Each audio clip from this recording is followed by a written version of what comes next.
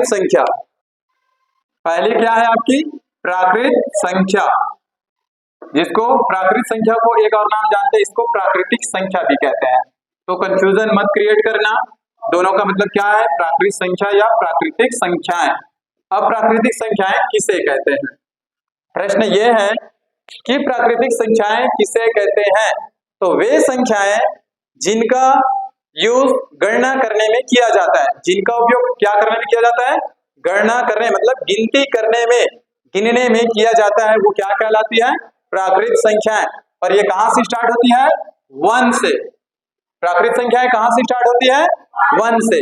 1 2 3 4 5 और ये days days days पता नहीं कहां तक जाएगा, लाख करोड़ 10 करोड़ अरब खरब पता नहीं। ये डेज डेज का मतलब समझ में आ रहा है ना, 100 1000 लाख 10,000 करोड़ 10 करोड़ अरब खरब 10 अरब, ये पूरा जाएगा। बस ये याद रखना प्राकृत संख्या की शुरुआत कहां से होती है, 1 1 से। प्राकृत संख्या समझ में आ गया, गुड। दूसरा नंबर क्या है आपका, साथ में नोट करते चलिएगा, क्लियर है।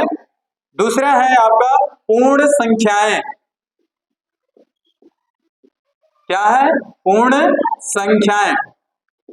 पूर्ण संख्याएं किसे कहते हैं, ये रहा प्राकृत संख्या, ठीक है ना भाई।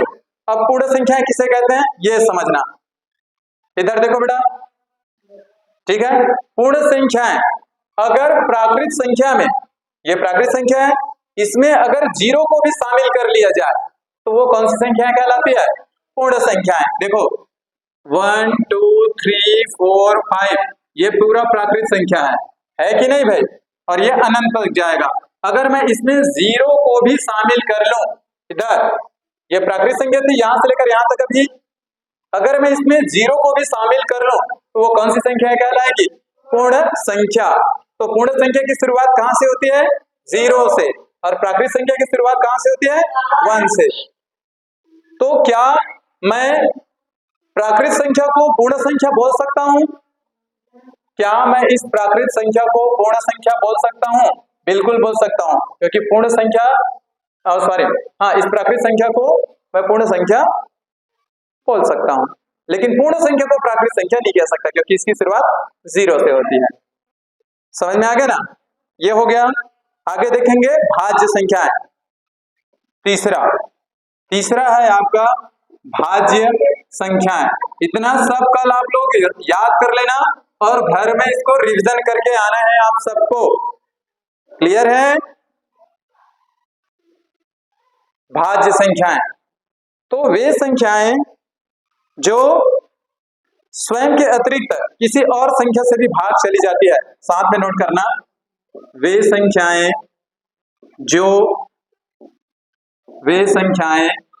जो खुद के अतिरिक्त या स्वयं के अतिरिक्त, स्वयं के अलावा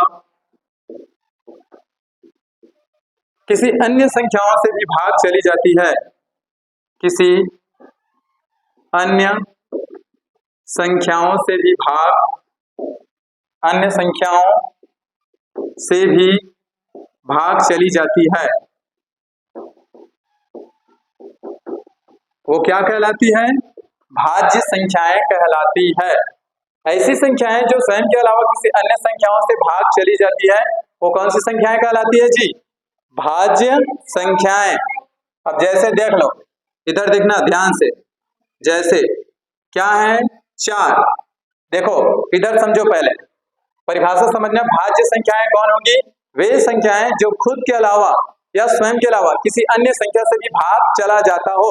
अब इधर देखो 4, ठीक है, 4 कैसी संख्या है, भाज्य संख्या। ये किसके किसके पाड़े में आता है, 1 के पाड़े में आता है, 1 के पाड़े में तो सब आएगा। ये किसके किसके पाड़े में आता है, 1 का, 2 के पाड़े में आता है 4, और खुद के पाड़े में भी आता है। तो देख लो 1 से या 1 से ज्यादा संख्याओं से जो भाग चली जाती है उसे क्या कहते हैं, भाज्य संख्याएं। लेकिन मैं अगर बोलूं क्या ये 2 भाज्य संख्याएं हैं, 2 और किसी अन्य संख्या के पहाड़े में आता है या उसमें भाग चला जाता है क्या, नहीं, तो ये आगे पढ़ेंगे ये क्या चीज है। तो उसको याद रखना कि भाज्य संख्याएं किसे कहते हैं, जो स्वयं के अलावा किसी अन्य संख्याओं से भाग चली जाती है, या ऐसे बोलो जो 2 या 2 से अधिक संख्याओं से भाग चली जाती है उसे कौन सी संख्या कहते हैं? भाज्य संख्याएं कहते हैं। 4, 6, 8, 9 आदि, ये सब कौन सी संख्याएं हैं? भाज्य संख्याएं हैं। 6 किससे किससे भाग चला जाता है? 1 के पाड़े में आता है, 2 के पाड़े में 6 आता है, 3 के पाड़े में 6 आता है, 6 के पाड़े में 6 आता है। कैसे नहीं आता? 6 एकम 6, तो देखो 4 संख्याओं से भाग चला गया। 8 को देखो 1 के पाड़े में आता है, 2 के पाड़े में आता है, 4 के पाड़े में आता है और खुद 8 के पाड़े में आता है। तो जो 1 से अधिक संख्याओं से भाग चली जाती है उसे कौन सी संख्या कहते हैं? उसे भाज्य संख्या कहते हैं। क्या समझ में आया आप लोगों को? ठीक है बच्चों, भाज्य संख्या समझ में आ गया? चलिए अब अगला देखते हैं, अभाज्य संख्याएं। अभाज्य संख्याएं, तो अभाज्य संख्याएं कैसी होती हैं? वे संख्याएं जो खुद के अलावा, एक और खुद के अलावा किसी और संख्या से भाग नहीं जाती है उसे क्या कहते हैं? अभाज्य संख्या कहते हैं। वे संख्याएं जो एक व स्वयं के अलावा, एक व स्वयं के अलावा किसी अन्य संख्या से भाग नहीं जाती, अन्य संख्या से भाग नहीं जाती, जिसको विभाजित नहीं किया जाता ऐसे भी बोलते हैं, ठीक है ना, विभाजित नहीं होती, किसी अन्य संख्या से भाग नहीं जाती, उसे अभाज्य संख्या कहते हैं। क्या कहते हैं? को प्राइम नंबर कहते हैं, अभाज्य संख्या कहते हैं। ये वे संख्याएं जो एक व स्वयं के अलावा किसी अन्य संख्या से भाग नहीं जाती उसे क्या कहते हैं? अभाज्य संख्या कहते हैं। क्लियर हुआ? अब जैसे अभाज्य संख्या, तो अभाज्य संख्या कहां से स्टार्ट होती है? 2 से। कहां से स्टार्ट होती है? 2। देख लो, ये 1 के पाड़े में आता है और खुद यानी कि 2 के पाड़े में आता है। आगे देखो 2 के बाद कौन होगा? 3, 3 के बाद 5, 4 नहीं होगा, 4 तो भाज्य संख्या है, ठीक है ना। 5, 5 के बाद 7, 7 के बाद 9 नहीं 11, 9 तो 1 के पाड़े में आता है, 3 के पाड़े में आता है, 9 के पाड़े में आता है और आपका 11 खुद के पाड़े में ही आता है। 11 के बाद 13, ऐसी बहुत सारी संख्याएं हैं। तो ये कौन सी संख्याएं कहलाती है? अभाज्य संख्याएं। समझ में आ गया ना? अब हम क्या करेंगे? अब हम यहाँ पर जानेंगे कि 1 से लेकर 50 तक कितनी अभाज्य संख्याएं हैं और 50 से लेकर 100 तक कितनी अभाज्य संख्याएं हैं, उसको जानेंगे कि 1 से लेकर 50 तक कितनी अभाज्य संख्याएं होती है, 50 से लेकर 100 तक कितनी अभाज्य संख्याएं होती है। ठीक है बच्चों, थोड़ी देर और देखते हैं। प्रश्न में पूछेगा कि बताओ 1 से 50 तक की अभाज्य संख्याएं।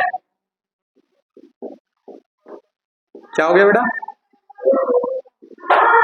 1 से लेकर 50 तक कितनी अभाज्य संख्याएं हैं? तो चलो काउंट करो, 2, 3, 5, 7, 11, 13, 17, 19, 23, उसके बाद 29, 31, 37, उसके बाद फिर क्या है? 37 के बाद 41, 43, 47।